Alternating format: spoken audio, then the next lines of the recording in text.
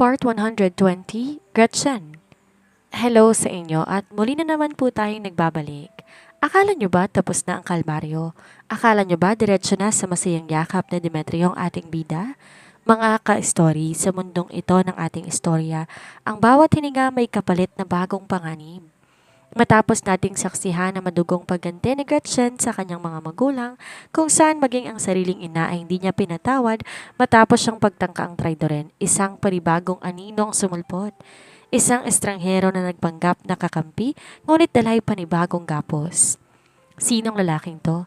Bakit kilala niya si Master Colin at bakit sa gitna ng kanyang panghihina dahil sa lagnat ay tila itinatapon si Gretchen sa mas malalim na hukay? Sa kabilang dako, narinitong isang Demetrio Colin na tila mababaliw na. Nakita na ang bakas, natuntun na ang butika pero huli na ba ang lahat? Ang bawat patak ng luha ng isang makapangyarihang lalaki ay tanda ng isang nagangalit na bagyo. Walang sasanduhin, walang ititira, maging ang biyanan niyang si Teresa malasap lamang ang bagsik ng kanyang pag-aalala. Humanda na kayo. Ang kabanatang ito ay punong-puno ng kaba, pag-asa at muling pagkabigo. Kapit ng mahigpit dahil hindi pa tapos ang laban. Simulan na po natin. Tipid nang umiti si Gretchen ng matanaw ang papalayong sasakyan. Nadagdagan naman ang takot ni Teresa habang pinagmamasdan nito si Gretchen. Hindi niya lubos sa kalain ang kanyang anak na madali lang noong kausapin at madalas niyang apihin ng bata pa makakayang gumawa ng isang karumal-dumal na bagay. Ngayong wala na si Gary, pwede na ba akong umalis, Gretchen? Alanganing bigkas si Teresa. Agad namang iniabot ni Gretchen kay Teresa ang perang hawak niya, dahilan para magulat ng huli. Ayaw mo ba sa pera? Para sa iyan. Madalas kanyang pagalitan at bugbugin, isipin mo na lang nakabayaran yan. Kumita ka na wala pang salot sa buhay mo. Kunin mo na tong pera at magkunwari kang walang alam sa nangyari. Agad na lumukso sa tuwa ang puso ni Teresa kasabay ng pagniningning ng kanyang mga mata. Tama! Ang talino mo talaga, Gretchen. Talagang lumaki kang mautak at tuso. Sawa na si Teresa sa hirap na naranasan niya nitong mga nakaraang linggo. Nasanay siya sa masaganang pamumuhay nung di pa nag-aasawa si Gretchen, pero magmula nang pinutol na nito ang koneksyon sa kanya, nagsimula na ang paghihirap niya. Kaya naman laking tuwa niya nang ibigay nito ang 14,000 sa kanya. Malaking pera na rin yon kung tutuusin. Agad niya yung binilang. Sayang lang at masyadong murang pagkakabenta ni Gretchen kay Gary. Mapapakinabangan pa sana niya ang lalaking yon kung tutuusin. Di talaga nag-iisip ng maayos tong si Gretchen. Sana mas nilakihan man lang nitong presyo. Tama lang ang halagang yan sa isang katulad niya. Magtago ka muna pansamantala, baka kapag nakita nila tayo malalagot tayo. Halika na. Tumango si Teresa at takmang lilingon na siya sa gawin ni Gretchen, subalit imbes na mukha ng babae ang sumalubong sa kanya ay ang kinatatakutan niyang pala.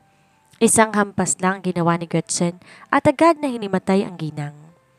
Nang makita niya nga wala na itong malay, tinapon lang niya ang pala sa kung saan. Masyado mang malupit ang kanyang ina, wala namang pinagkaiba si Teresa sa lalaki. Kung di pa siya nakaisip ng paraan, sigurado siya, tanay na siya ng sindikato ng mga oras na yon. Wala siyang tiwala sa lahat, lalong-lalo na sa sarili niyang mga magulang, kaya mas mainam na hindi nito malalaman kung saan man siya magpunta. Agad na umagos ang masaganang dugo mula sa sugat ni Teresa sa noo. Natalsikan pa ng dugo ang hawak nitong pera, kaya pinili na lang ni Gretchen ang malinis na bills at yon ang kanyang dinala paalis ng lugar. Hindi niya alam kung saan tinapon ni Gary ang kanyang cellphone kaya hindi siya makatawag ng pulis o kahit kay Demetrio.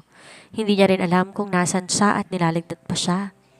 Kailangan niyang makahanap ng taong makakatulong sa kanya para matawagan ang asawa niya. Subalit liblib ang lugar na pinagdalhan ni na Gary at Teresa sa kanya. Kaunti lang ang mga bahay at tindahan na nakikita niya. Maraming mansa ng dugo ang kanyang mukha at damit kaya't iniiwasan siya ng bawat taong nakakasalubong niya. Pwede po ba ako makairam ng cellphone? Tatawagan ko lang po ang asawa ko. Pagbabakas sakali niya. Subalit imbes tulungan siya, iniiwasan siya ng mga ito at ang iba nagsitakbuhan pa. Nakaramdam ng panlulumo si Gretchen.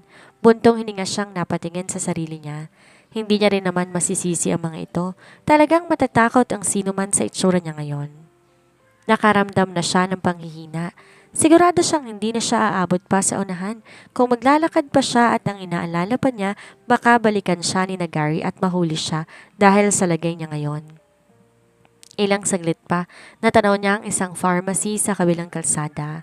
Yun na lang ang pag-asa niya kaya naman gamit ang natitira niyang lakas, naglakad siya papunta sa naturang building. Nang makapasok siya sa loob, agad niyang nilapitan ang clerk na nasa counter. Miss, pwede mo ba akong bigyan ng gamot sa lagnat? Magbabayad ako. Aniya pa at hinugot ang lilibuhing pera na may mantsa ng dugo dahilan para matakot ang clerk. Umalis ka dito. Hindi kita mabibigyan ng gamot. Pagtataboy nito sa kanya.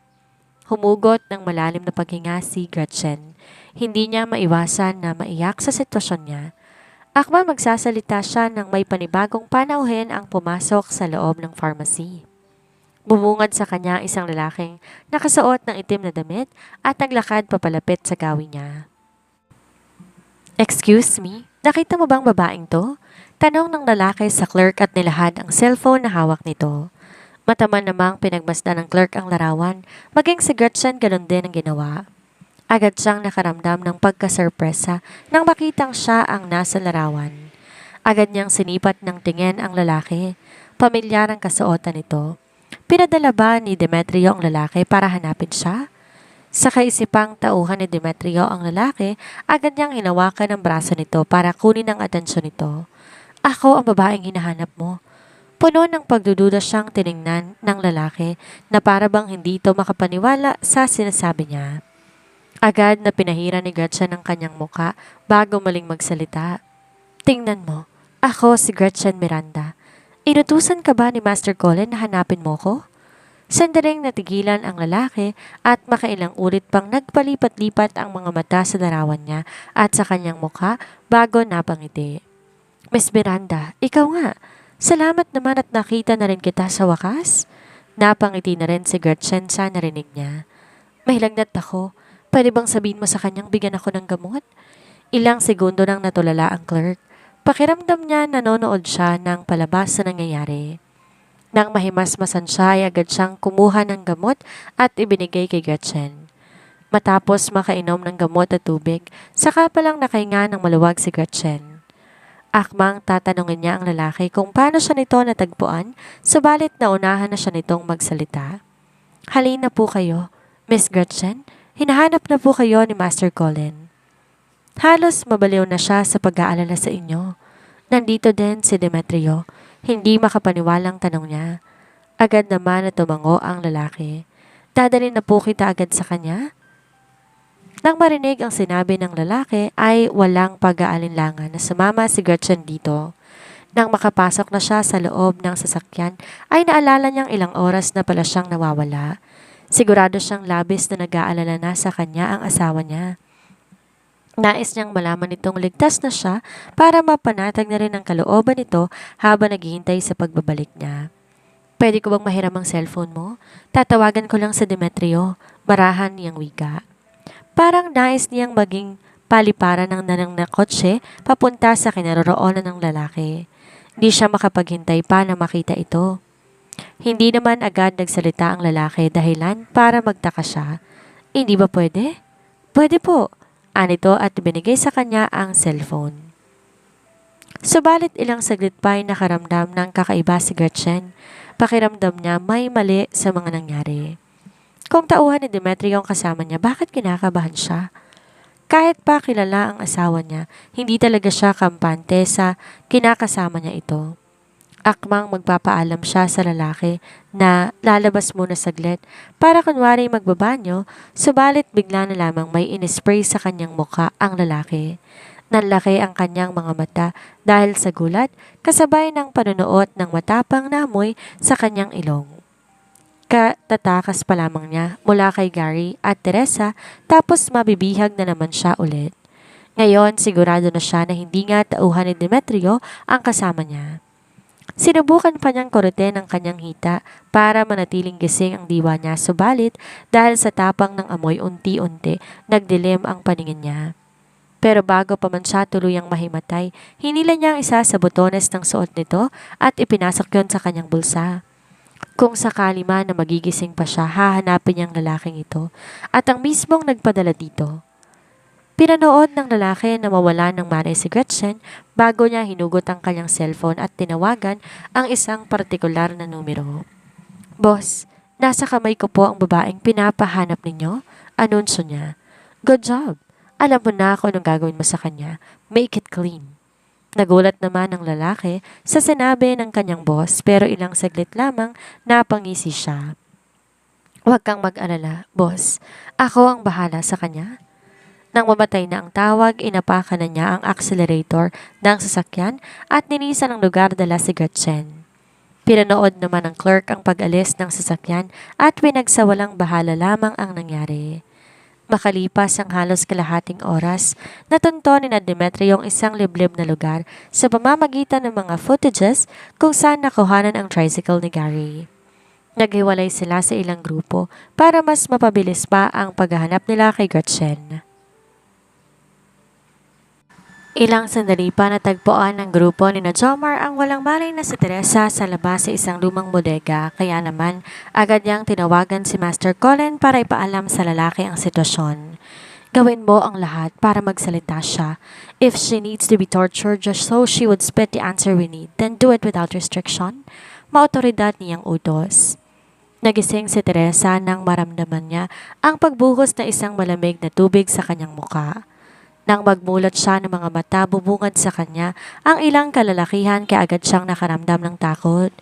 Di niya alam kung ano ang nangyayari kaya't agad niyang hinanap ang kanyang pera at tilahad yon sa mga nakapalibot sa kanya. Ibibigay ko sa inyo itong lahat ng pera ko, huwag niyo lang akong sasaktan, aniya sa nanginginig na boses. Nang magsalita si Teresa, lumitaw si Jomar sa harapan nito. Nasaan ang asawa mo at si Miss Gretchen? Ilang sandaling natulala si Teresa pero maya-maya lamang napagtanto niyang si Gretchen ang hinahanap ng mga kalalakihang narito ngayon. Nang maalala niya ang ginawa ni Gretchen kay Gary, sunod-sunod siyang umiling. Hindi ko alam. Wala akong alam. Hindi mo talaga alam? May dieng tanong ni Jomar. Muli na namang umiling si Teresa. Kinuha ni Jomar isang matalas na batale mula sa isa sa mga tauhan ni Master Colin. Tumalungko siya para magpantay ang mukha nila ng ina ni Gretchen. Kung hindi lang dahil sa ginang at sa asawa nito, hindi mawawala ang asawa ng boss niya. Kahit naman malamig kung makitungo si Master Colin sa kanya, isa tong mabuting amo kaya't nasa lalaki ang loyalty niya at hindi siya natutuwa sa nangyayari ngayon kaya naman wala siyang awang nararamdaman para sa ginang.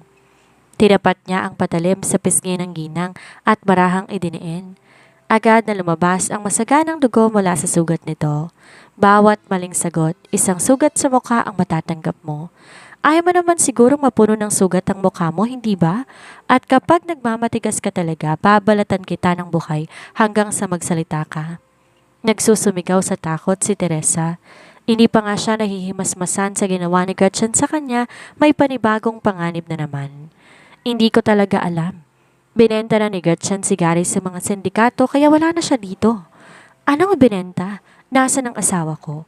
Ani ng isang mapanganib na boses ng lalaking kakapasok lang sa loob ng bodega na walang iba kundi si Demetrio. Na makita ni Demetrio si Teresa, nais na lamang niyang hilingin na sana hindi na lang pala siya nagising.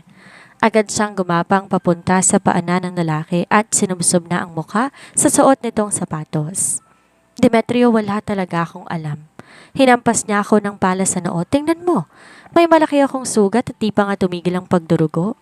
Inimatay ako kanina dahil sa sakit, kaya hindi ko alam kung saan siya nagpunta. Pinaning kita ni Demetrio ng mga mata si Teresa. Binenta ni Gretchen sa sindikato ang asawa mo? Pinaglululoko mo ba ako?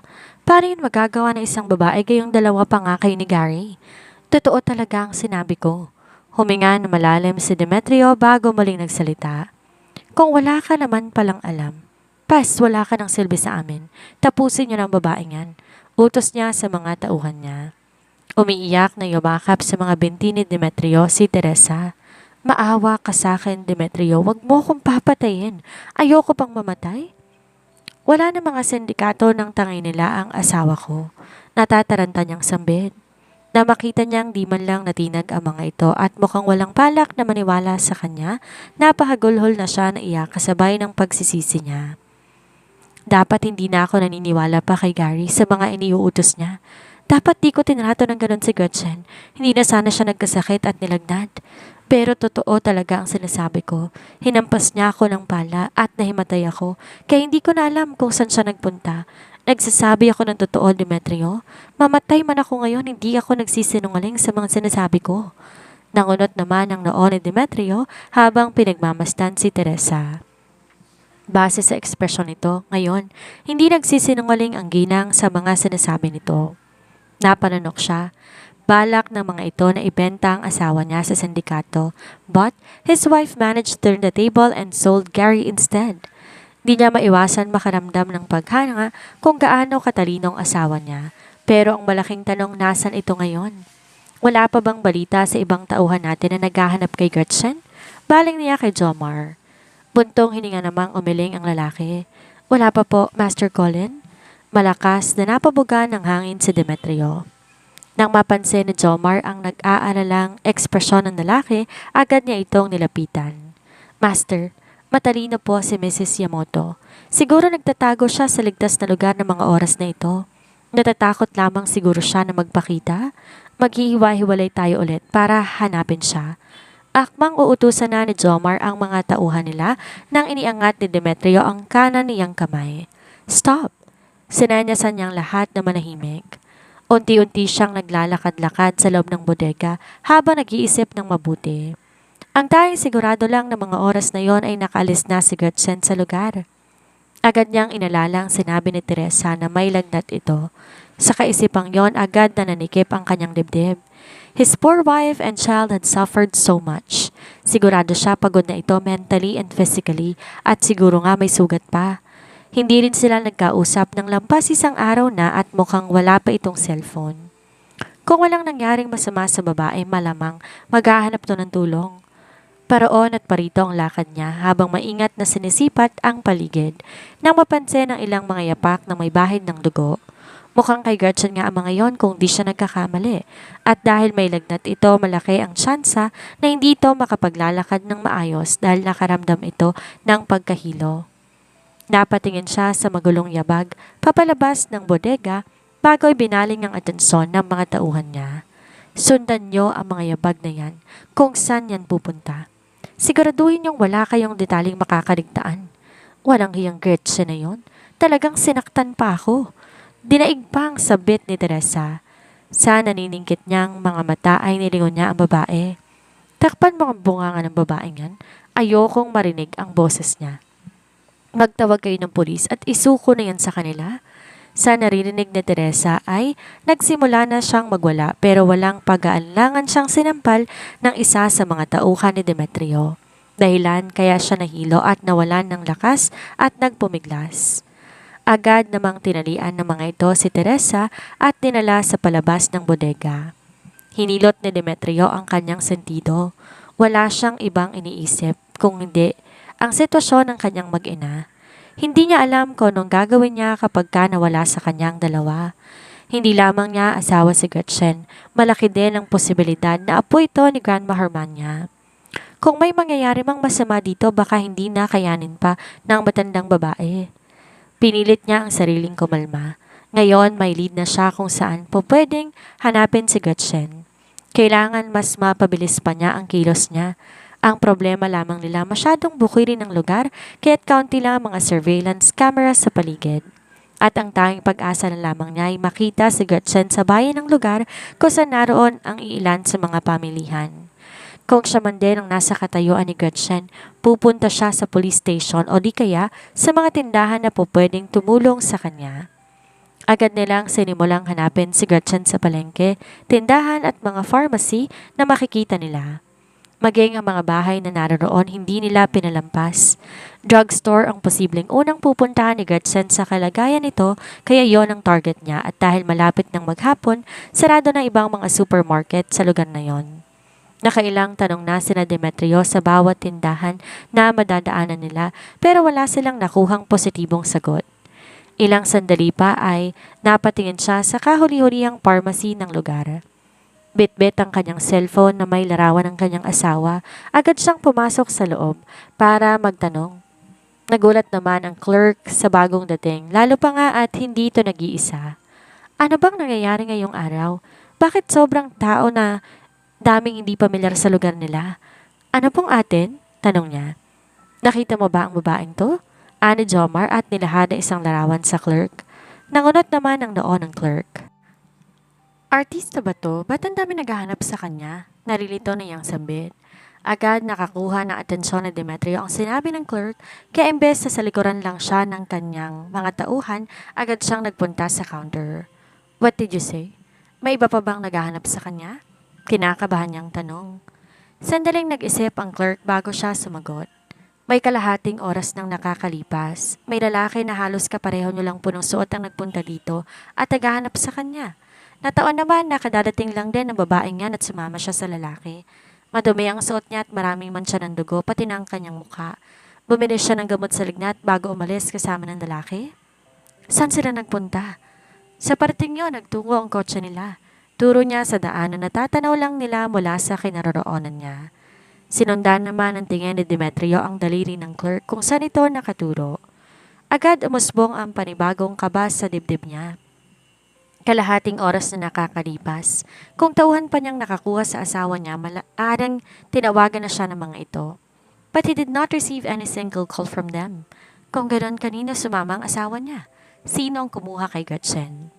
Nataranta naman ang sales clerk nang malaman kung gaano kaseryosong sitwasyon. Agad niyang binigay ang surveillance footage ng pharmacy kay Demetrio. Parang pinisil sa labis na awa ang puso ni Demetrio na makita ang itsura ng asawa niya. She looked so dirty and exhausted. Ilang beses siyang napalunok para mawala ang bikig sa lalamunan niya. Hindi niya alam kung kailan ang huling beses na umiyak siya.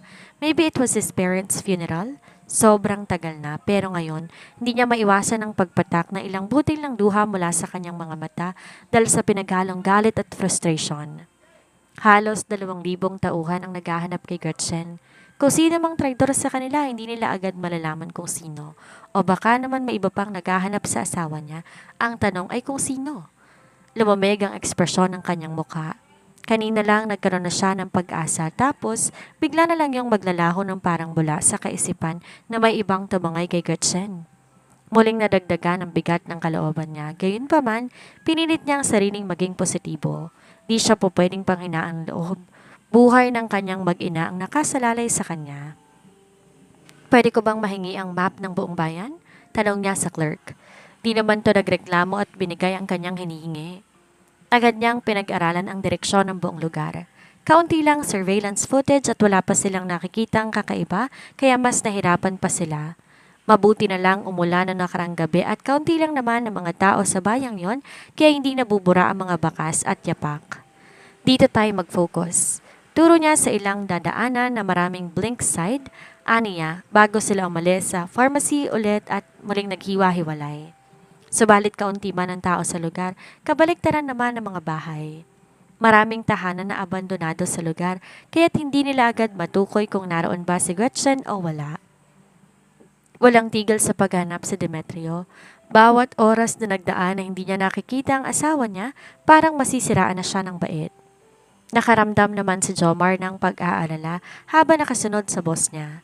Master Colin, kahapon pa po kayo walang pahinga. Baka kayo po'y magkasakit sa ginagawa ninyo. Walang magpapahinga hanggat di natin nahanap ang asawa ko. May diin niyang bigkas. Napayo ko na lang si Jomar at hindi na nagsalita pa. Talagang sinubok ang pagsasama ng dalawa sa nangyayari ngayon. Kung gising si Gretchen nang tangayin siya ng lalaking yon, malamang may bakas na may iwan mula sa kanya. Maya-maya pa'y anas ni Demetrio. Ilang sandali pa'y napansin na isa sa mga tauhan niya ang kakaibang bagay. Agad naman tong iniabot ng lalaki sa kanya. Nangunot ang kanyang noon nang maalala na madalas yon ilagay ni Gretchen sa buhok nito. Napatingin siya sa unahan kung saan nakikita niya ang isang matarik na bundok bago muling sinulyapan ng hairpin. Hang in there, wife. I'm coming for you. Isang hairpin, isang botones at isang pusong nagdurugo sa galit at pag-aalala. Hanggang kailan susubukin ng tadhana ang katatagan ni Gretchen? Kakatakas lang niya sa kamay ng sarili niyang mga magulang, ngunit ngayon, biyag na naman siya ng isang misteryosong grupo. Sino ang boss na nag-utos na itumba siya? At bakit tila laging isang hakbang na nauuna ang kalaban sa mga tauhan ni Demetrio? Habang si Teresa nahaharap sa batas at sa bagsik ni Master Colin, si Gretchen naman ay muling nahaharap sa kamatayan. Ngunit wag nating kakalimutan, isang matalinong babae ang ating bida. Ang botones na nakuha niya bago mawalan ng malay ay maaaring maging mitsa ng katapusan ng bagong kalaban na ito. Ano ang gagawin ni Demetrio kapag nalaman niya na hindi lang basta sindikatong kumuha sa kanyang asawa? Kaya ba niyang baliktarin ng buong bayan, mahanap lang kanyang mag-ina? Huwag kayong aalis dahil lalong pumuputok ang mga revelasyon sa ating susunod na episode. Kung kayong nasa posisyon ni Demetrio, susuko na ba kayo o mas lalo kayong magngangalit? I-comment ang inyong mga saloobin sa ibaba. Huwag kalimutang mag-subscribe at i-hit ang bell icon. Hanggang sa muli mga ka-story, dito lang sa Summer Shans TV, manatiling nakatutok. Salamat po.